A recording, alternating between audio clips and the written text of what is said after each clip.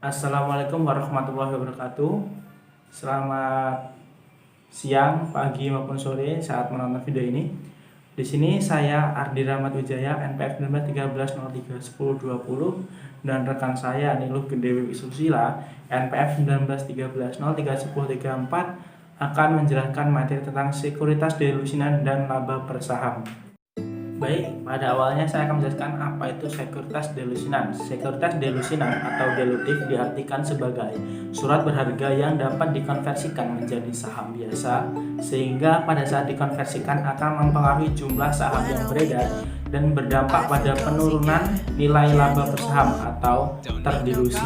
Bagian yang terdapat dalam sekuritas dilutif dapat dijelaskan sebagai berikut.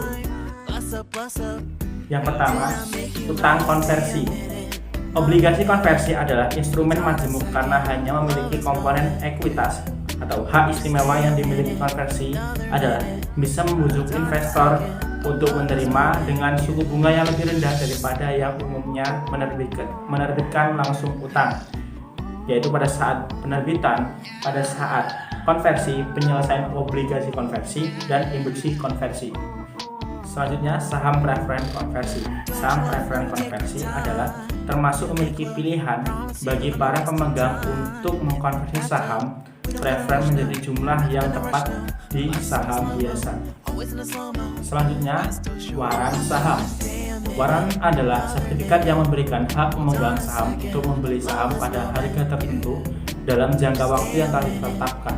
Masalah dalam akuntansi untuk waran saham sangat kompleks dan menunjukkan banyak kesulitan, beberapa diantaranya masih belum terselesaikan. Yang pertama, waran saham diterbitkan dengan efek lainnya dan program kompensasi saham. Selanjutnya, kompensasi saham.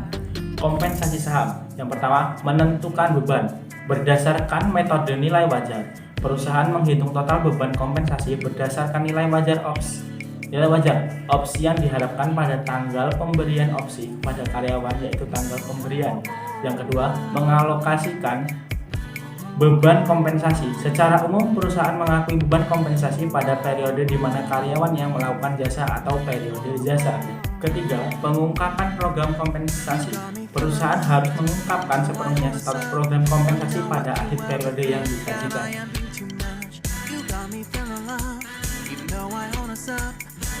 Selanjutnya, laba bersaham.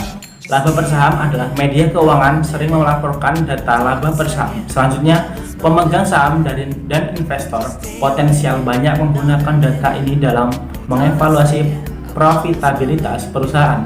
Laba bersaham atau earning per share menunjukkan laba yang diperoleh setiap saham biasa. Dengan demikian, perusahaan melaporkan laba bersahamnya hanya untuk saham biasa. Struktur modal sederhana. Struktur modal sederhana merupakan struktur modal perusahaan, disebut dengan sederhana jika terdiri dari saham biasa atau tidak mencakup saham biasa potensial, di mana setelah konversi atau eksekusi yang dapat mendelusi laba bersaham biasa. Perhitungan laba bersaham dasar untuk struktur modal sederhana melibatkan dua item selain laba neto, yaitu sebagai berikut. Yang pertama, dividen saham preferen. Yang kedua, jumlah rata-rata tertimbang saham yang beredar. Dan yang ketiga, dividen saham dan pemecahan saham.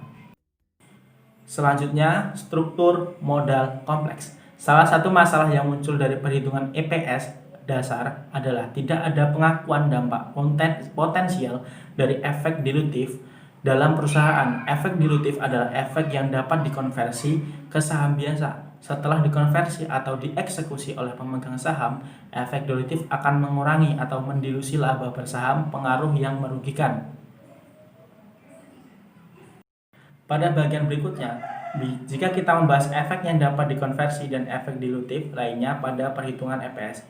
EPS dilusinan atau efek konversi. Pada saat konversi, perusahaan menukarkan efek konversi dengan saham biasa. Perusahaan mengukur dampak dilutif dari konversi pada EPS potensial menggunakan metode jika dikonversi. Selanjutnya, EPS delusinan.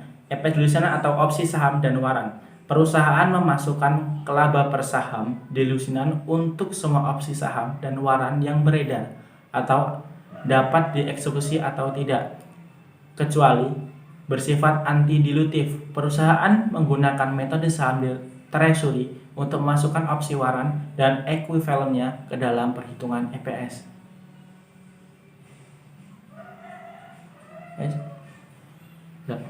Bagian terakhir adalah penyajian dan pengungkapan EPS.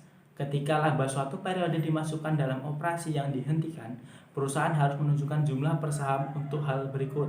Yang pertama, laba dari operasi yang dilanjutkan, operasi yang dihentikan, dan laba neto. Perusahaan yang melaporkan operasi yang dihentikan harus menyajikan jumlah perusahaan untuk item baris pada halamuka laporan laba rugi atau dalam catatan atas laporan keuangan. Oke, baik, mungkin cukup sekian penjelasan materi tentang sekuritas delusinan dan laba per saham. Saya Adi Rahmat Wijaya, NPM 13031020, dan rekan saya Nilu Gede Wiwi Susila, NPM 1913031034, mengucapkan mohon maaf dan kepada Allah kami mohon ampun. Kami akhiri, wassalamualaikum warahmatullahi wabarakatuh.